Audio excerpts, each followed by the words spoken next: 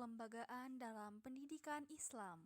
Bismillahirrahmanirrahim. Assalamualaikum warahmatullahi wabarakatuh. Yang terhormat Bu Dede Rohaniawati, MPD, selaku dosen pengampu ilmu pendidikan Islam, dan yang saya banggakan teman-teman seperjuangan. Puji syukur kehadirat Allah Subhanahu wa Ta'ala yang bagaimana telah melimpah curahkan nikmatnya kepada kita sehingga kita bisa menjalankan presentasi kuliah ini. Salawat beserta salam kita curahkan kepada kekasih kita Habibana wa Syafi'ina wa Maulana Muhammad sallallahu alaihi wasallam yang telah membimbing kita dari zaman kegelapan hingga zaman terang benderang seperti saat ini. Selanjutnya izinkan saya untuk memperkenalkan diri. Saya selaku moderator, nama Nur Amalia Anafiasi Kumbang, NIM 120200968,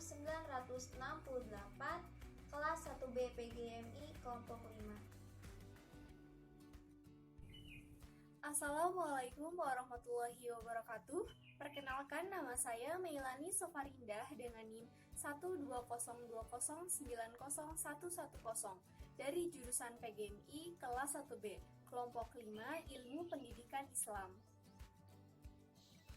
Assalamualaikum warahmatullahi wabarakatuh. Perkenalkan, nama saya Nurul Odera Fada dengan nomor NIM 12020901071. Perkenalkan, nama saya Nur Sapitri dengan NIM 12020901070, kelas 1B, jurusan PGMI dari kelompok 5. Assalamualaikum warahmatullahi wabarakatuh. Perkenalkan, nama saya Nurul Fadila Abdullah, NIM 12020909072, jurusan PGMI kelas 1B, kelompok 5. Assalamualaikum warahmatullahi wabarakatuh. Perkenalkan, nama saya Nur Aini, NIM 12020090069, kelas 1B, jurusan PGMI kelompok 5. Perkenalkan, nama saya Nisa Aulia dengan nomor NIM 12020090065 dari jurusan PGMI kelas 1B kelompok 5. Perkenalkan, nama saya Novia Alfani Nurajija, NIM 12020900066. Assalamualaikum warahmatullahi wabarakatuh. Perkenalkan, nama saya Nopira Desi Ramdhani, NIM 12020900067, jurusan Pendidikan Guru Madrasah Ibtidaiyah, kelas 1B, kelompok 5. Kali ini kawan saya ingin mempresentasikan yang berjudul Kelembagaan dalam Pendidikan Islam. Saya akan menjelaskan mengenai pengertian dan bentuk-bentuk kelembagaan dalam pendidikan Islam. Lembaga pendidikan Islam adalah suatu organisasi yang diadakan untuk mengembangkan lembaga sosial, baik yang permanen maupun yang berubah-ubah. Lembaga pendidikan Islam merupakan lembaga sosial, di mana lembaga sosial dibagi menjadi 3 bagian. Yang pertama asosiasi, yang kedua organisasi, dan yang terakhir tingkah laku. Kemudian, bentuk-bentuk lembaga pendidikan Islam dibagi menjadi 2 bagian. Yang pertama, lembaga yang tidak dapat diubah, terbagi menjadi 6 bagian besar.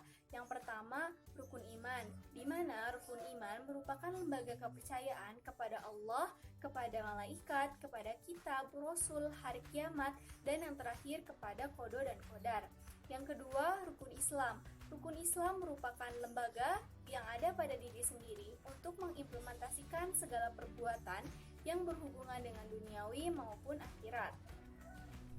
Yang ketiga, toharoh, berarti lembaga penyucian diri manusia baik lahir maupun batin. Yang keempat, ihsan. Ihsan merupakan lembaga untuk melengkapi, meningkatkan, serta menyempurnakan amal dan ibadah manusia.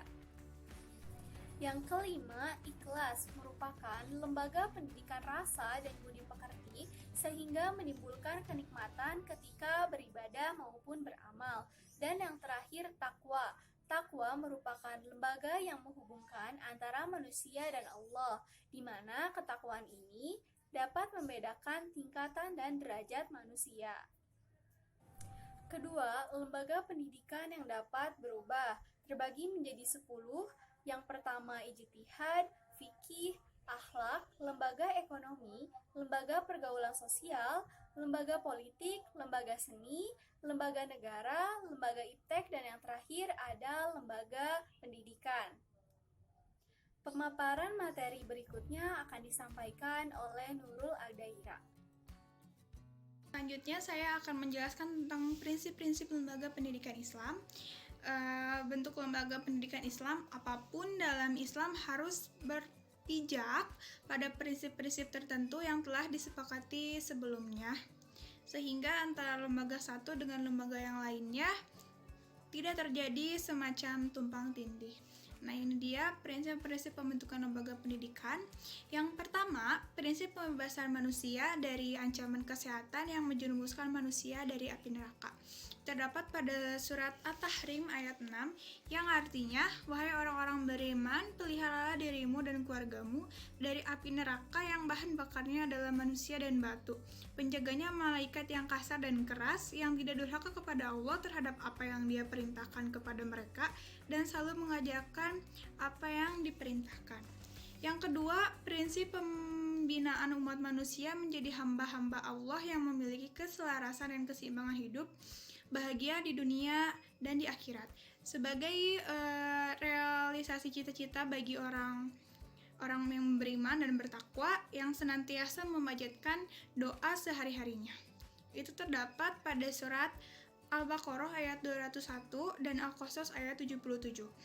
Yang ketiga, prinsip pembentukan pribadi manusia yang memancarkan sinar keimanan yang kaya akan dengan ilmu pengetahuan yang satu sama lain saling mengembangkan hidupnya untuk menghambakan diri kepada Sang Kholik. Keyakinan dan keimanannya sebagai penyuluh terhadap akal budi yang sekaligus mendasari ilmu pengetahuannya. Bukan sebaliknya, keimanan dikendalikan oleh akal dan budi. Itu terdapat dalam surat Al-Mujadilah ayat 11. Terus yang selanjutnya, yang keempat, prinsip amar ma'ruf nahi mungkar dan membebaskan manusia dari belenggu-belenggu kenistaan. Itu terdapat dalam surat Ali Imran ayat 104 dan 110.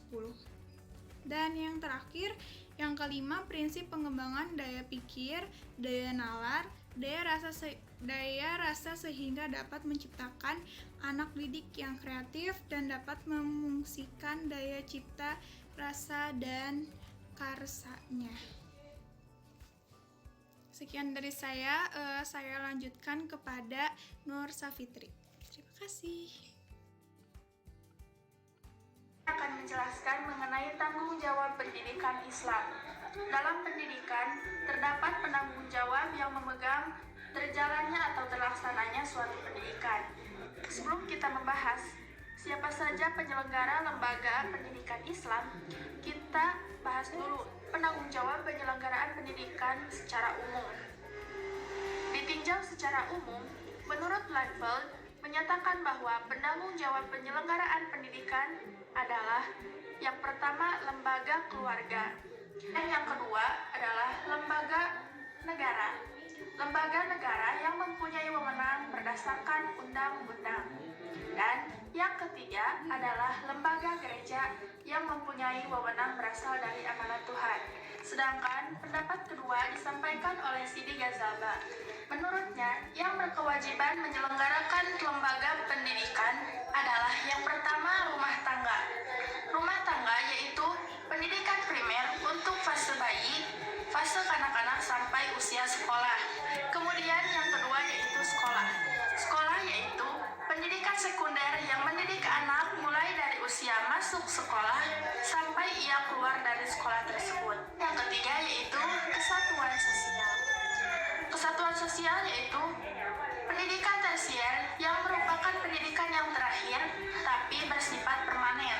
Nah, dalam pendidiknya adalah kebudayaan, adat istiadat, dan suasana masyarakat setempat. Lalu apa saja penyelenggara pendidikan dalam Islam?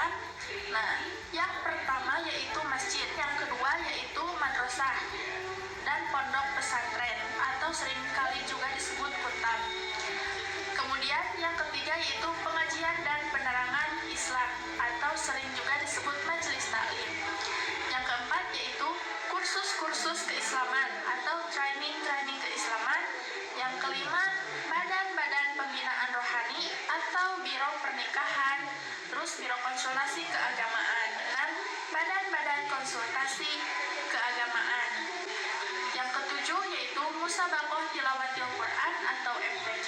Nah, yang 7 tadi merupakan wujud penyelenggara dalam pendidikan Islam.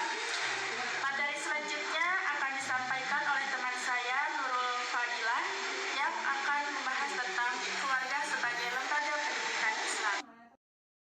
Mengenai keluarga sebagai lembaga pendidikan Islam. Keluarga dalam Islam dikenal dengan nama usroh, nasl, ali, dan nasb. Keluarga dapat diperoleh melalui keturunan, perkawinan, persusuan, dan pemerdekaan. Keluarga dalam pandangan antropologi adalah suatu kesatuan terkecil yang dimiliki oleh manusia sebagai makhluk sosial yang memiliki tempat tinggal dan ditandai oleh kerjasama ekonomi, berkembang, mendidik, melindungi, merawat, dan sebagainya. Sebagai pendidikan yang pertama dan utama, pendidikan keluarga dapat mencetak anak agar mempunyai kepribadian yang kemudian dapat dikembangkan dalam lembaga-lembaga berikutnya di masa yang akan datang. Secara umum, kewajiban orang tua terhadap anaknya yang pertama, mendoakan anak-anaknya dengan doa yang baik dan tidak mengutuknya dengan kutukan yang tidak manusiawi. Yang kedua, memelihara anaknya dari api neraka. Yang ketiga, menyerukan sholat. Yang keempat, menciptakan kedamaian dalam rumah tangga. Yang kelima, mencintai dan menyayangi anak-anaknya. Yang keenam, bersikap hati-hati terhadap anak-anaknya. Yang ketujuh, mencari nafkah yang halal. Yang kedelapan, mendidik anak agar berbakti kepada bapak ibu. Dan yang terakhir, memberi air susu sampai 2 tahun. Selanjutnya adalah dasar-dasar pendidikan yang diberikan kepada anak oleh orang tuanya. Yang pertama, dasar pendidikan budi pekerti, yaitu dengan memberikan norma pandangan hidup walaupun dalam bentuk yang sederhana. Yang kedua, yaitu dasar pendidikan sosial, yaitu melatih anak dalam tata cara bergaul terhadap lingkungan sekitar. 3. Dasar pendidikan intelek. Salah satu contohnya yaitu memberikan kesenian yang disajikan dalam bentuk permainan. 4. Dasar pendidikan kebiasaan, yaitu dengan melatih anak agar terbiasa hidup bersih, teratur, dan disiplin. 5. Dasar pendidikan kewarganegaraan, yaitu dengan memberikan norma nasionalisme dan patriotisme, juga cinta tanah air. Yang terakhir yaitu dasar pendidikan keagamaan, yaitu dengan melatih dan membiasakan anak agar selalu beribadah kepada Allah sembari meningkatkan keimanan dan ketakwaan kepadanya. Hasil pendidikan yang disampaikan oleh ayah dan ibu mempunyai corak yang berbeda. Ayah sebagai sumber kekuasaan memberikan pendidikan tentang manajemen dan kepemimpinan. Sebagai penghubung antara masyarakat dan keluarga, ayah memberikan pendidikan tentang cara berkomunikasi yang baik, memberi perasaan aman dan perlindungan, sehingga ayah memberikan pendidikan sikap yang bertanggung jawab. Ayah sebagai hakim dalam perselisihan memberikan pendidikan tentang berupa sikap tegas, menjunjung keadilan tanpa memihak siapapun. Selanjutnya, ibu sebagai sumber kasih sayang memberikan pendidikan terhadap anaknya, yaitu sifat ramah tamah, asah, asih, dan asuh. Sebagai pengasuh dan pemelihara keluarga, ibu memberikan pendidikan berupa kesetiaan terhadap tanggung jawab. Sebagai tempat pencurahan isi hati, ibu memberikan pendidikan berupa keterus-terangan, terbuka, dan tidak suka menyimpan derita atau rasa pribadi. Selanjutnya, ibu sebagai pengatur kehidupan rumah tangga memberikan pendidikan tentang keterampilan-keterampilan khusus dan sebagai penghubung antara individu yang dapat mendidik anaknya berupa hidup rukun, gotong royong, toleransi, serta menciptakan suasana dinamis, harmonis, dan kreatif, dan sebagai pendidik di bidang emosi. Materi selanjutnya akan diterangkan oleh Nur Ayani. Masjid sebagai lembaga pendidikan Islam. Secara harfiah, masjid diartikan sebagai tempat untuk bersujud. Sedangkan dalam arti terminologi, masjid merupakan suatu tempat khusus untuk melaksanakan ibadah dalam arti yang luas. Pada mulanya, masjid merupakan sentral kebudayaan masyarakat Islam pusat organisasi kemasyarakatan, pusat pendidikan, dan pusat pemukiman atau community center, serta sebagai tempat ibadah dan iktikaf.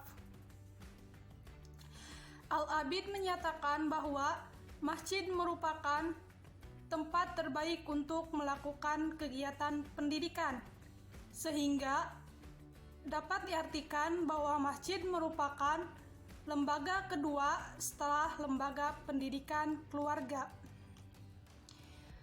Implikasi masjid sebagai lembaga pendidikan Islam antara lain: 1. Mendidik anak untuk tetap beribadah kepada Allah Subhanahu wa Ta'ala. 2. Menanamkan rasa cinta kepada ilmu pengetahuan dan menanamkan solidaritas sosial, serta menyadarkan hak-hak dan kewajiban-kewajibannya sebagai insan pribadi, sosial, dan warga negara.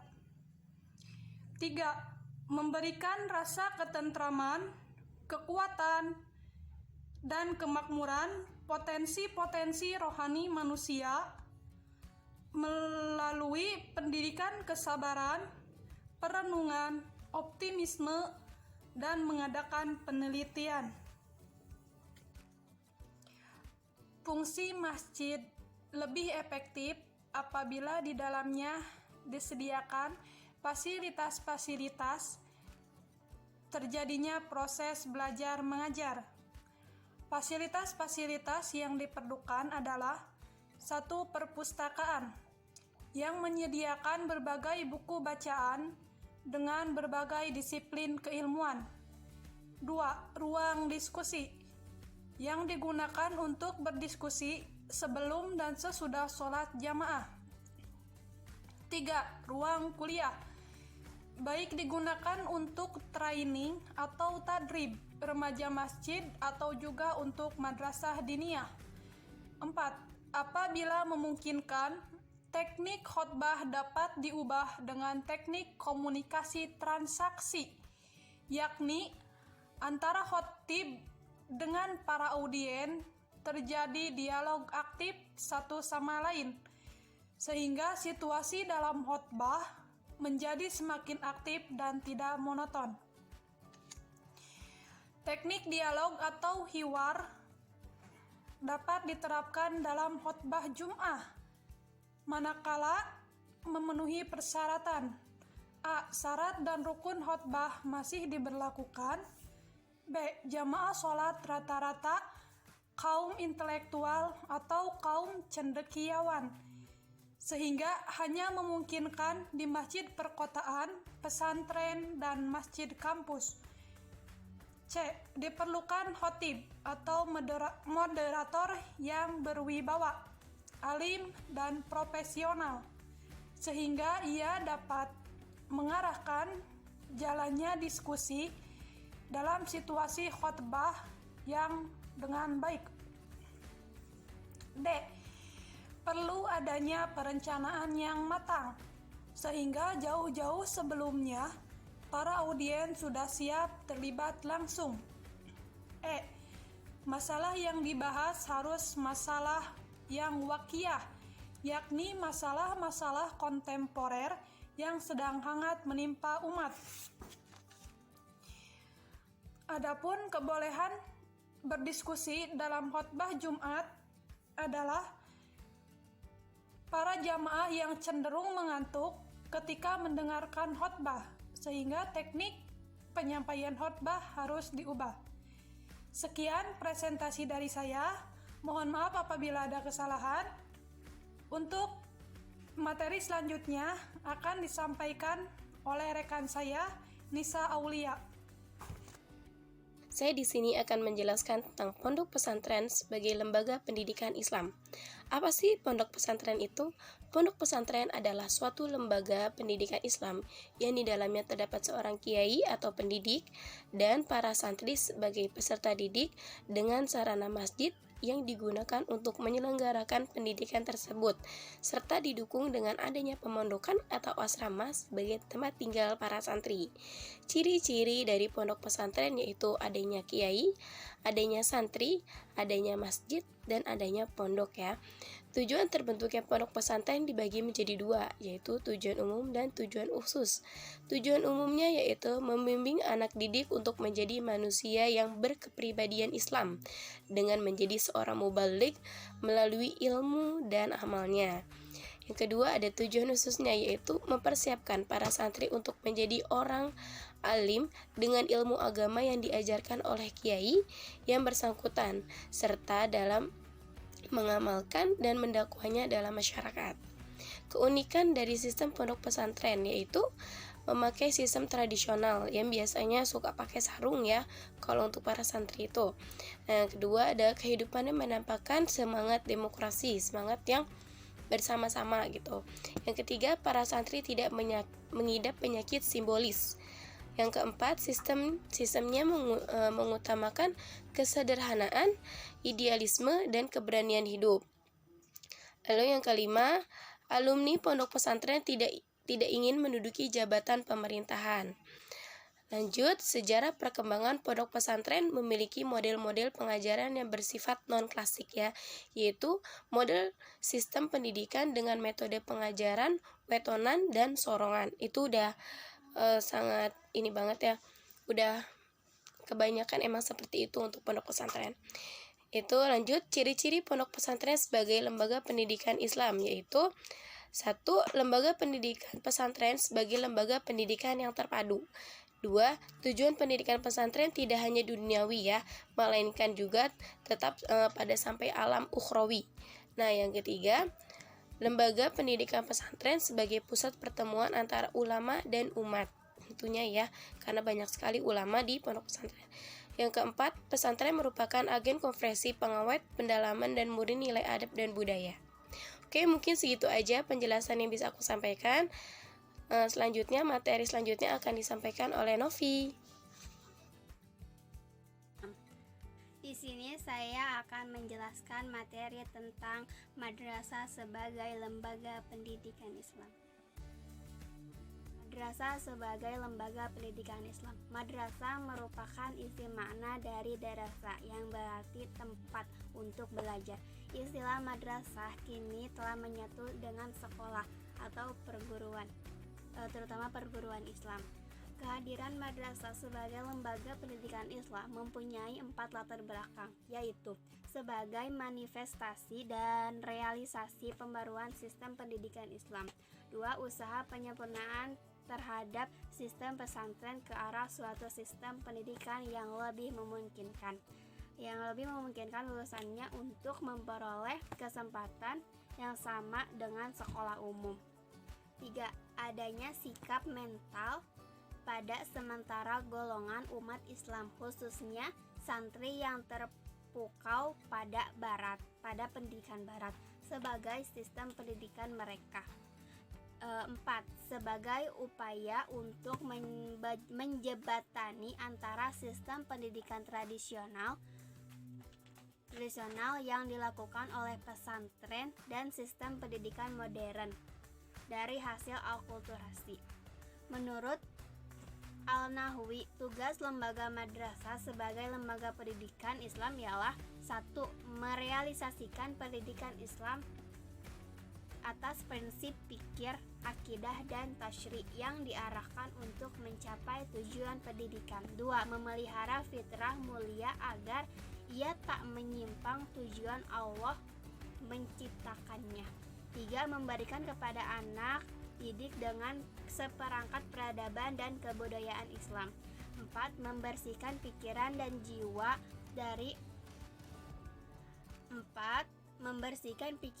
jiwa dari pengaruh subjektivitas atau emosi.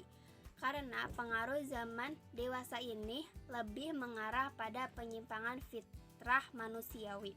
5. Memberikan wawasan nilai dan moral serta peradaban manusia yang membawa khazanah pemikiran anak didik menjadi berkembang. 6. Menciptakan suasana kesatuan dan kesamaan antar anak didik. 7. Tugas mengkoordinasi dan membenahi. 7. Tugas mengkoordinasi dan membenahi kegiatan pendidikan. 8. Menyempurnakan tugas-tugas lembaga pendidikan keluarga, masjid, dan pesantren. Tugas-tugas lembaga pendidikan madrasah tersebut membutuhkan administrasi yang memadai yang mencangkup berbagai komponen, misalnya perencanaan, pengawasan, organisasi, koordinasi, evaluasi, dan sebagainya. Perencanaan pendidikan melihat ke masa depan ada 3 ciri pokok masyarakat, yaitu masa depan sosio. Masa ini mengandung fenomena prinsipil, antara lain penyebaran alternatif struktur rumah tangga yang lamban, penguasaan anak oleh orang tuanya, pandangan tentang posisi keibuan, hubungan seksualitas dan moralitas sosial baru, serta interpretasi kembali peranan agama terhadap masyarakat. Lalu masa depan tekno. Masa ini yang akan dilanda pengaruh energi fisik tinggi, inovasi dan inflasinya yang cenderung lebih besar terhadap energi sinar laser, bidang sibernetika, proses kontrol sistem mekanisme biologi dan elektronik makin dimurnikan pemakaiannya. Lalu selanjutnya masa depan bio. Masa ini yang secara prinsip dilandai dengan makin menghangatnya diskusi tentang pemakaian teknik modifikasi behavioral. Menurut Ismail Raji Al-Faruqi, madrasah merupakan sistem pendidikan yang menggabungkan antar sistem pendidikan tradisional dan sistem pendidikan modern atau pendidikan barat. Keberhasilan lembaga madrasah sebagai wahana pendidikan Islam membawa efek samping, diantaranya 1. Ekor dan kiblat pada kebudayaan serta filsafatnya. 2. Kepribadian anak didik menjadi pecah atau lebih berkembang. 3. Menjadikan ijazah dan ujian sebagai tujuan pendidikan. Sekian yang dapat saya sampaikan. Selanjutnya materi akan dijelaskan oleh Novira. Terima kasih.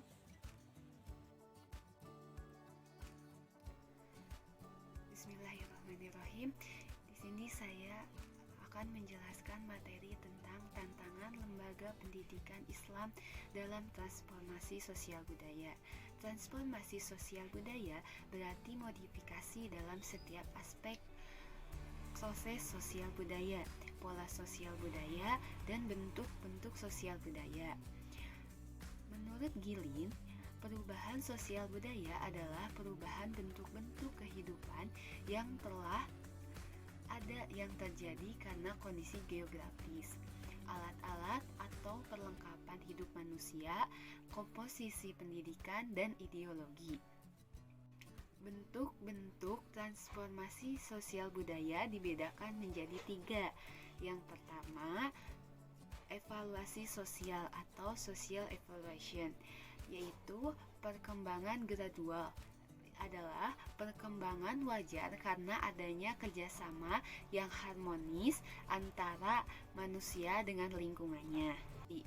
Yang kedua yaitu gerakan sosial atau social mobility, yaitu suatu keinginan akan perubahan yang diorganisasikan karena dorongan masyarakat ingin hidup dalam keadaan yang lebih baik dan lebih cocok dengan keinginannya. Yang ketiga, revolusi sosial atau social revolution, yaitu suatu perubahan paksaan yang umumnya didahului oleh ketidakpuasan yang menumpuk tanpa pemecahan dan analisis, sehingga jarak antara harapan dan pemenuhan kebutuhan menjadi semakin lebar, tidak terjembatani. Dalam dalam pemikiran Islam terjadi 3 perubahan konsep utama, yaitu pertama, konsep westernisasi atau al-fikrah at-taghribi, yaitu konsep yang menginginkan pewarisan Islam dengan pemikiran dan peradaban barat dalam berbagai aspeknya, mulai dari masalah akidah, sistem politik, ekonomi, sampai masalah moral. Yang kedua yaitu konsep modernisasi atau al-fiqh at-tajdudi, yaitu konsep yang ingin mengadakan pembaruan-pembaruan dalam pemahaman, penafsiran, dan perumusan masalah-masalah keislaman dengan potensi ingin mengaktualisasikan Islam dalam kehidupan modern. Yang ketiga yaitu konsep reformis atau al-fiqh at-tajdidi. Konsep ini ingin memperbarui Islam dengan Islam. Fenomena-fenomena sosial tersebut selanjutnya menjadikan tantangan-tantangan lembaga pendidikan Islam, terutama pendidikan formal. Bentuk tantangan yang dihadapi dalam pendidikan Islam adalah masalah politik, kebudayaan, ilmu pengetahuan, teknologi, ekonomi, masyarakat, dan perubahan sosial serta sistem nilai. Tantangan-tantangan lembaga pendidikan tersebut mengandung implikasi bahwa lembaga pendidikan Islam mempunyai peranan ganda, yakni satu, sebagai pewaris budaya atau agent of conservative, yaitu berperan sebagai pewaris budaya melalui pendidikan sistem nilai dan kepercayaan, pengetahuan dan norma-norma serta adat kebiasaan dan berbagai perilaku tradisional yang telah membudaya diwariskan pada suatu generasi ke generasi berikutnya. Yang kedua yaitu lembaga pendidikan berperan sebagai agent of change, yaitu adanya upaya untuk membuang unsur-unsur budaya lama yang dipandang tidak cocok lagi dan perlunya memasukkan unsur budaya baru. Sekian yang bisa saya sampaikan. Mohon maaf apabila ada kekurangan. Selanjutnya kesimpulan dari seluruh materi akan disampaikan oleh Nur Amaliah. Kepada Nur Amaliah saya persilahkan. Alhamdulillah telah dipaparkan oleh kawan-kawan saya materi tentang kelembagaan dalam pendidikan Islam. Jadi kesimpulan yang saya ambil dari materi tersebut ialah secara terminologi, lembaga pendidikan Islam adalah suatu wadah atau tempat berlangsungnya proses pendidikan Islam. Tanggung jawab lembaga pendidikan Islam ditinjau dari segi umum. Rangeveld menyatakan bahwa penanggung jawab penyelenggaraan pendidikan Islam adalah lembaga keluarga, lembaga negara, lembaga gereja, dan lain sebagainya.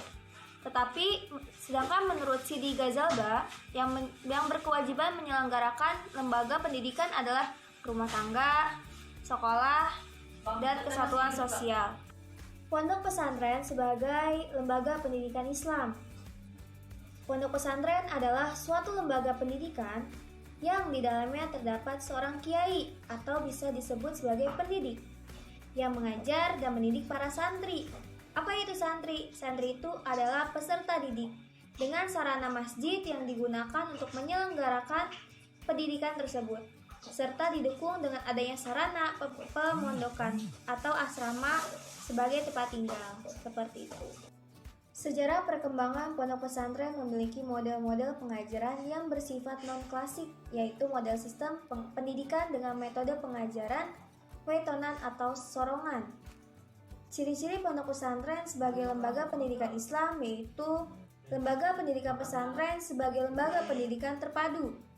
Tujuan pendidikan pesantren tidak hanya duniawi dan sementara, tetapi sebagai pada alam ukhrawi dan lain sebagainya. Mungkin cukup sekian apa yang bisa saya simpulkan, kurang lebihnya mohon dimaafkan. Wabillahi taufiq wa hidayah. Wassalamualaikum warahmatullahi wabarakatuh.